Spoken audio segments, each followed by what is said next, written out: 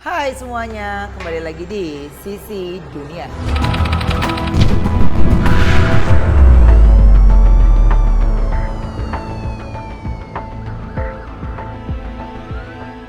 Dan episode kali ini saya masih bersama Ki Sukma dan juga Robby pada malam hari ini. Ya, Ki, di sini kami akan membahas mengenai mungkin banyak sekali dari MOP lovers yang sering bermimpi.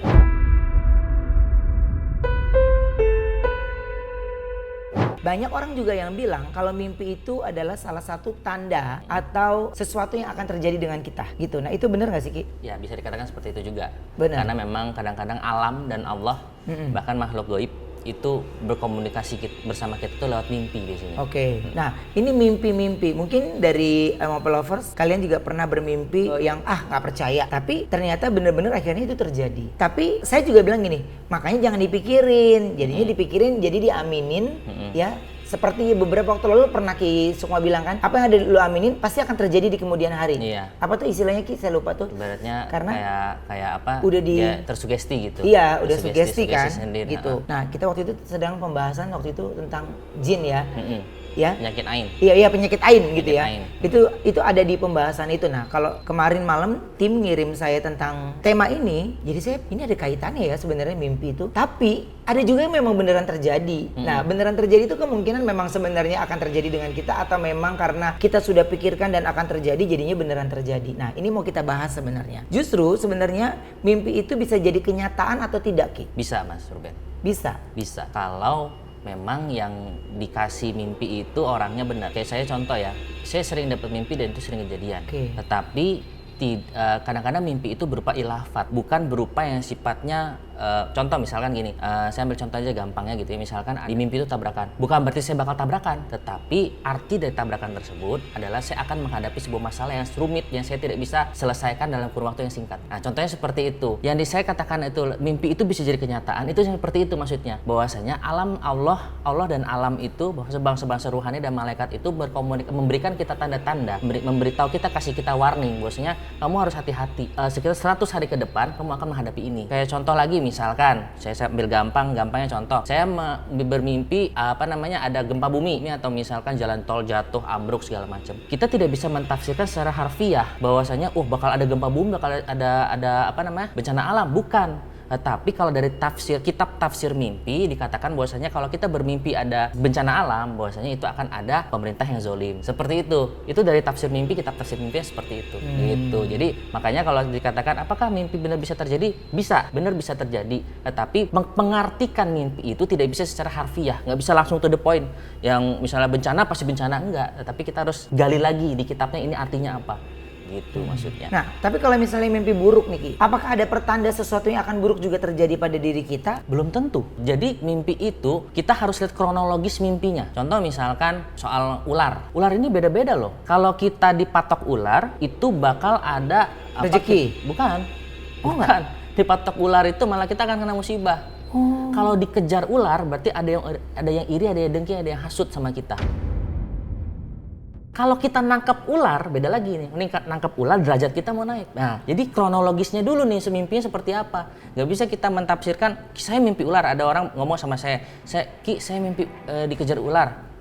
Lalu kronologisnya bagaimana dulu? Gitu loh. Saat kamu dikejar ular, apakah kamu tangkap? Apakah kamu lari? Apa sempat kepatok? Apa enggak gitu loh? Atau dia lewat doang gitu loh. Nah, seperti itu.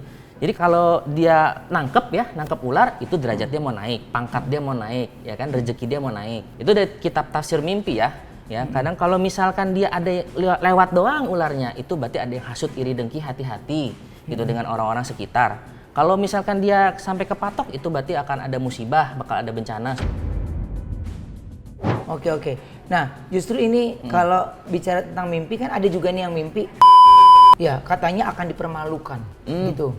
Kalau yang bukan dipermalukan. Apa tuh? Kalau misalkan dia malah mau dapat rezeki Mas Ruben. Yang saya baca di tafsir mimpi. Jadi kalau dalam kitab hikmah ya, saya jelaskan dalam kitab hikmah itu tuh isi dalam kitab hikmah itu apa sih sebenarnya? Ada asma, ada amalan-amalan, ada doa-doa. Di situ juga ada sebagian satu bab atau dua bab yang membahas tentang tabir mimpi. tafsir mimpi. Kalau mimpi ketemu ini maksudnya apa? Mimpi bencana ini, mimpi menikah ini artinya ini, mimpi ini artinya ini, seperti itu. Tapi apa tafsir mimpi itu bisa kita sepenuhnya percaya? Ya ini hanya referensi aja. Referensi aja. Tapi tetap kita kembalikan ke Allah. Makanya semua ulama mengatakan Allahu a'lam bishawab. Tetap kembalikan ke Allah gitu loh. Oke. Nah, berarti apakah bisa diartikan apa yang kita mimpi ini akan menjadi kebalikannya atau mungkin kesamaannya? Kadang-kadang kita nggak bisa mengatakan oh yang mimpi kita jelek pasti baik, yang mimpi baik pasti jelek. Belum tentu. Saya ambil contoh ya. Misalkan saya dulu pernah mimpi saya menghadiri acara pernikahan. Ya. Bagus kan? Pada waktu saya baca di kitab tafsir mimpi, artinya juga bagus Mas Ruben. Bahwasanya saya akan menemukan orang-orang baru di lingkungan saya yang akan mendukung karir saya. Oke. Salah satunya teman-teman MOP gitu loh. Nah, jadi sebelum saya kenal sama Mas Ruben, saya sempat mimpi itu, jujur aja. Jujur saya sempat mimpi saya menghadiri acara pernikahan temen gitu loh. Nah, terus saya mikir ini artinya apa ya? Terus saya cari-cari tafsir mimpi bahwasanya akan ada sebuah lingkungan baru yang akan mendukung karir kamu. Gitu loh. Nah, kan nggak kepikiran kan waktu itu belum kenal Mas Ruben, belum sampai ke KBP. Tiba-tiba ada aja jalannya. Tiba-tiba ke KBP kenal Mas Ruben, tiba-tiba kita di sisi dunia gitu kan. Berarti bener. Karena sejalan gitu loh. Sejalan mimpinya. Oke, MOP Lovers. Jadi aku juga mau berbagi pengalaman cerita ya. Aku sudah berkarir dari tahun 97. Tapi awal-awal aku bisa dikenal naik ini sebelumnya mimpi. Itu naik pesawat ya. Jadi pesawat itu di jalan. Saya ketinggalan. Nah, terus pas saya ketinggalan balik lagi itu pesawat. Cuman buat jemput saya. Jadi pesawat itu cuman buat jemput saya. Tapi orang yang nganterin saya ketinggalan nih, nggak ada. Jadi yang waktu itu manggil saya itu adalah salah satu Bapak dan Ibu Presiden yang lagi menjabat, gitu. Bapak dan Ibu Presiden Republik Indonesia pada saat itu yang lagi menjabat. Jadi saya bilang, Bu, tapi orang saya belum ada, saya sendirian, gitu. Terus gitu, udah, kamu naik aja duluan katanya. Kamu naik duluan, nanti kalau kamu udah di atas, kamu yang bantuin mereka, gitu. Jadi nggak lama. 1 minggu dari situ saya dapat program Mama Mia ya. Dari situ mulai dikenal. Nah, itu kan maksudnya sejalan ya. Sejalan ya. Mimpinya pesawat kan. Betul. Naik gitu. Jadi oh iya ya, apa ini maksudnya mimpi? Saya tidak pernah sampai sekarang ini sampai tayangan ini sisi dunia saya tidak pernah berkonsultasi dengan ahli mimpi atau membaca tafsir mimpi, tapi saya percaya oh mungkin mimpi itu bagus. Jadi makanya kan saya bilang di awal tadi kan, maksudnya kita tidak bisa mentafsirkan secara harfiah. Kalau misalkan Mas Ruben mikir, wah saya bakal naik pesawat nih, bakal ada salah satu orang nomor 1 di Indonesia waktu itu yang akan ini, sampai sekarang nggak akan terjadi kan? Tetapi pada waktu kita harus lihat lagi tafsirnya apa maksudnya gitu. Seperti itu. Oke, jadi karena pada saat mimpi itu juga saya nggak kepikiran, kenal banget juga enggak, apa juga banget juga nggak kepikiran aja. Karena tiba-tiba yang kejadian seminggu setelah itu, jadi naik pesawat dijemput sama presiden, orang nomor 1. Nah ini kembali lagi ke mimpi ular. Sering sekali banyak kita yang simpang siur mengenai mimpi ular. Nah mungkin dari ular itu berarti banyak arti kesialan gitu Ki? Gak juga Mas Ruben. Gak juga sebenarnya. Karena kalau misalkan dikatakan ular sendiri, sebenarnya apa sih? Ular itu kan adalah di sejarahnya, ular itu sebenarnya iblis yang membuat Nabi Adam dan Siti Hawa turun ke dunia. Dan ular itu sifatnya tuh biasanya memang jelek gitu. Nah, tetapi kalau misalkan kita kadang-kadang diartikan masuk dalam mimpi, memang tetap kembali lagi tergantung dari kronologisnya. Gitu. Kayak misalnya mumpung saya ingat nih ya, saya belum pernah cerita nih. Ini benar terjadi H-1 sebelum saya diundang ke sisi dunia. Saya mimpi nangkep ular. Saya kan geli sama ular Mas Ruben ya. Jadi ceritanya tuh ini malah mimpi. Jadi mimpinya itu gini, H-1 pokoknya. Saya ingat waktu itu saya dihubungin sama orang admin itu hari Minggu. Saya itu mimpinya malam Minggu, malamnya saya mimpi. Jadi saya mimpi itu di situ di rumah saya tiba-tiba banyak ular, ada sekitar 8 atau 9 gitu. Saya akhirnya manggil pawang ular karena saya geli kan. Terus saya nunjuk, mas itu mas diambil mas gitu. Nah sampai akhirnya saya yang pakai pegang gagang itu saya ambil satu, saya masukin ke karung. Besoknya dipanggil sama orang MOP untuk syuting sisi dunia. Oh itu saya baca maksudnya arti menangkap ular itu derajat mau naik. Oke. Gitu. Nah jadi memang nggak bisa diartikan ular itu pasti jelek, belum tentu. Tergantung kronologisnya Mas Ruben. Gitu. Oke. Nah ini justru memang orang banyak sering sekali mimpi ular. Nah kenapa hewan itu ular ya? Nggak ada yang dikejar anjing, apa diuber-uber kodok. Ada Mas Ruben, anjing juga ada. Oh ada? Anjing ada. Apa arti dari diuber anjing itu? Kalau anjing itu biasanya bersangkut paut dengan makhluk gaib. Kalau anjing itu biasanya ada jin yang sedang mengejar dia, atau ada jin yang memang sedang dia bisa bisa lagi disantet, apalagi ketempelan. Biasanya mimpinya anjing tuh. Kalau nggak anjing buaya biasanya. Oke. Di antara dua itu biasanya. Nah ini Ki, justru kalau memang ngomongin tentang mimpi nih, misalnya nih ya, mimpin orang yang sudah meninggal.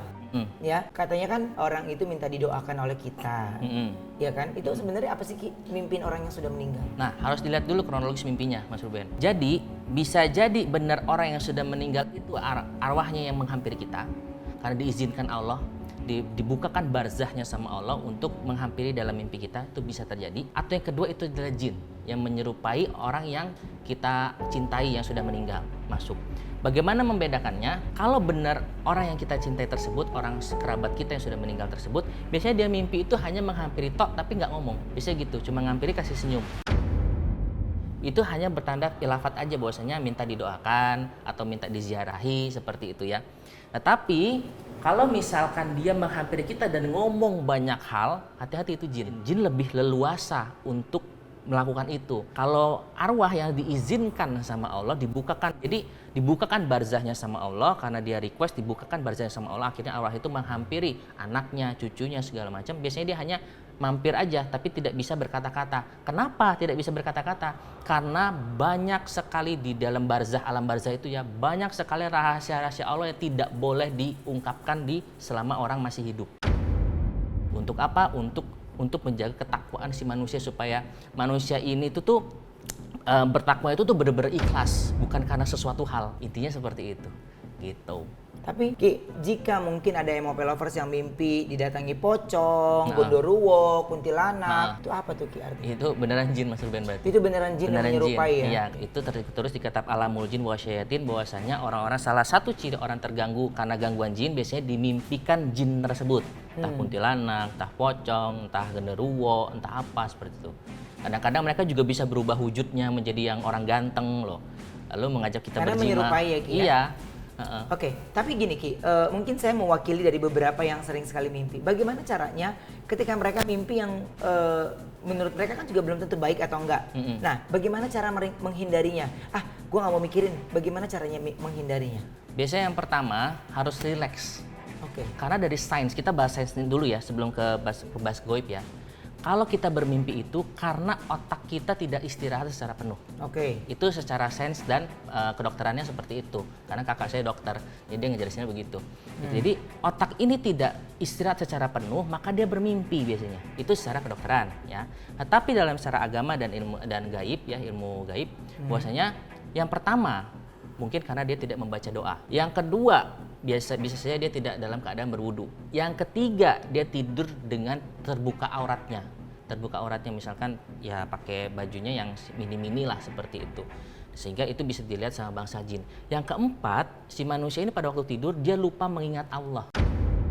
Pada waktu kita lagi sadar begini kan kita bisa mengingat Allah dalam hati dan pikiran kan, selalu mengucapkan Allah Allah Allah. Tapi saat tidur nggak bisa kan? Kita lost control, kita nggak bisa mengucap Allah saat tidur. Di saat itu dia menguasai. Di situ saat itu jin masuk, gitu loh. Oke, nah ini justru katanya sampai ada yang disetubui sama gondoruo. Berarti disetubui itu secara sadar atau tidak? Jadi disetubuinya tuh kadang-kadang mereka masuk lewat mimpi, tapi kerasa. Jadi bangsa jin ini dia ini bisa menyentuh tangan kita, menyentuh kemaluan kita gitu ya. Dan dia juga bisa berjima dengan kita gitu loh. Dengan caranya mereka, tetapi bukan seperti manusia dengan manusia, caranya berbeda. Udahlah masuk ke dalam mimpi, dilihat orang ini misalnya genderuwonya ganteng gitu kan, ganteng. Abis itu dari kemaluannya juga akan terasa. Baru makanya mereka bisa klimaks gitu biasanya. Gitu. Nah, justru kenapa ya kalau misalnya kita manusia nih kan ya, ketika posisi kita lagi tidur dan istirahat malah masih diganggu gitu. Itu karena rohnya Karena gini, karena pada waktu kita tidur, kita tidak bisa mengingat Allah. Pada waktu manusia ini tidak bisa mengingat Allah dalam hati dan pikirannya, maka jin bisa masuk, setan bisa masuk, jin bisa masuk, apapun bisa masuk. Berarti secara nggak langsung, maaf Ki, berarti secara nggak langsung itu adalah keimanan yang kurang ya? Ya karena kurang mengingat Allah ya. Iya. Begitu juga saat manusia, saat dia tidak mengingat Allah, dia juga bisa terkena bisikan setan, bisa kerasukan, kan dia tidak mengingat Allah kan dalam hati dan pikirannya. Makanya Rasulullah menyarankan setiap malam bangunlah buat tahajud, supaya untuk apa? Untuk meminimalisir diganggu jin ini loh waktu tidur. Gitu Mas Ruben.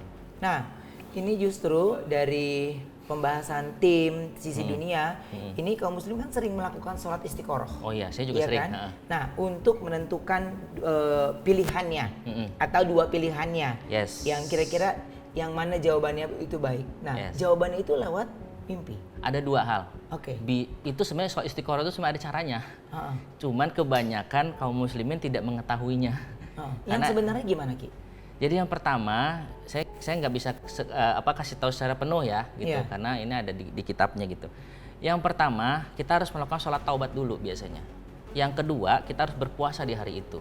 Berpuasa dulu, melakukan sholat taubat dulu, baru istiqoroh. Nah, pada waktu kita istiqoroh ada sebuah amalan di mana itu biasanya kalau saya dari tasbih. Jadi pada waktu sudah selesai sholat istiqoroh itu saya lempar tasbih, saya dapatnya di butiran keberapa. Biasanya kan istiqoroh cuma iya atau tidak kan? Iya, tidak, iya, tidak, iya, tidak, iya, tidak. Tiba-tiba iya. Itulah jawaban Allah. Salah satu Allah menjawab seperti itu. Yang kedua bisa juga lewat mimpi. Kalau lewat mimpi ini biasanya badannya harus bersih dulu, sehingga setan atau jin tidak bisa masuk mempengaruhi jawaban istiqoroh dari Allah tersebut. Gitu loh, makanya disuruhlah puasa, disuruh sholat taubat. Nah, kenapa saya mengatakan mungkin teman-teman, mungkin itu kebetulan. Bener gak? Kalau pada waktu kita lempar tasbih mungkin itu kebetulan aja iya, atau mungkin kebetulan aja tidak. Nah, saya lupa dalam kitab tasawuf, ada satu kitab tasawuf, dia menjelaskan bahwasanya segala sesuatu di muka bumi ini terjadi atas kehendak Allah. Bahkan satu lembar daun yang jatuh ke atas bumi itu juga atas kehendak Allah. Contoh, kita ambil contoh ya Mas Ruben ya. Ngomong kasarnya gini, orang yang lebih kaya dari Mas Ruben banyak. Banyak. Orang yang lebih pintar nge-MC dari Mas Ruben banyak. Ya kan?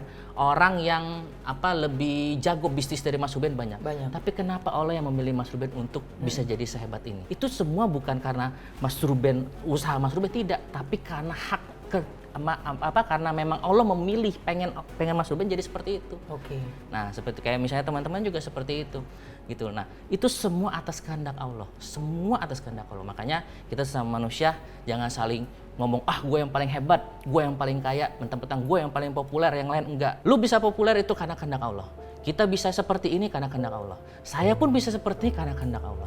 Ya kan? Ya, begitu juga dengan teman-teman semua, dia bisa menjadi seorang karyawan itu karena kehendak Allah. Seperti itu. Sudah ada jalannya. Ya.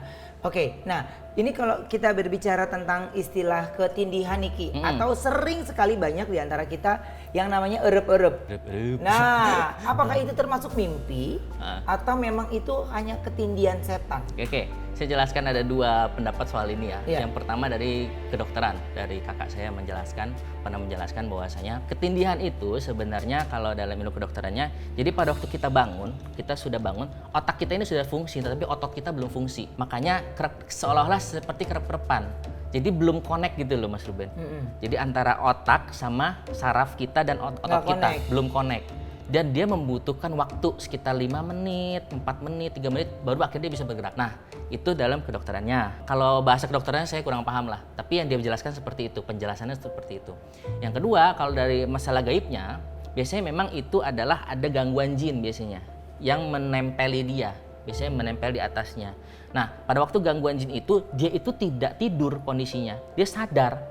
Tetapi jin itu memegangi saraf-sarafnya dan jin itu masuk ke dalam aliran darahnya sehingga dia tidak bisa menggerakkan tubuhnya, ototnya tidak bisa tergerak, syaraf-syarafnya terkunci oleh jin tersebut, tapi otaknya jalan, syaraf-syarafnya terkunci.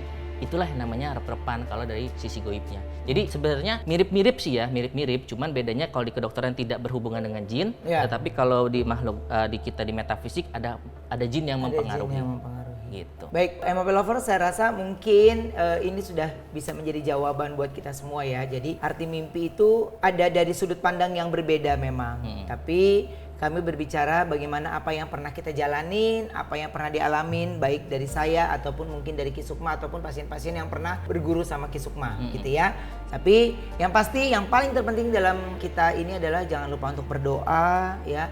Terutama kita juga ketika mau apapun aktivitasnya dan ketika mau tidur juga jangan lupa untuk berdoa. Betul, jangan lupa juga untuk selalu bersyukur Mas Ruben. Yang paling penting itu bersyukur, kita dikasih napas, mau ya kan, kita kasih rezeki. Walaupun teman-teman mungkin ada yang rezekinya standar-standarnya, yang penting kan nggak ada utang, ya kan. Yang penting masih bisa hidup, masih bisa makan gitu. Yang penting bersyukur dan terus beristighfar intinya. Oke. Baik, terima kasih untuk MOP Lovers yang sudah menyaksikan kami dari awal tadi. Jadi untuk kalian semua, kalau mau ada ide topik apa pembahasan yang ingin kita bahas di sisi dunia, kalian bisa kasih ide di kolom komen yang ada di tayangan berikut ini. Dan nanti ide-idenya mungkin saja bisa kita ramu lagi ya, kita baca lagi. Mudah-mudahan bisa kita kuasai dari sisi pembahasannya. Dan untuk kalian semua jangan lupa untuk download aplikasi MOP Lovers di Android ya atau di smartphone kalian, dan juga untuk di iOS sebentar lagi kalian bisa download ya. Jadi kalian bisa menyaksikan MOP Lovers dari handphone kalian di aplikasi MOP Lovers. Terima kasih buat semuanya. Kita pamit mundur. Kisukma terima kasih. Oke, thank you Mas Ruben. Sampai ketemu lagi hanya bye-bye. di sisi Dunia. dunia.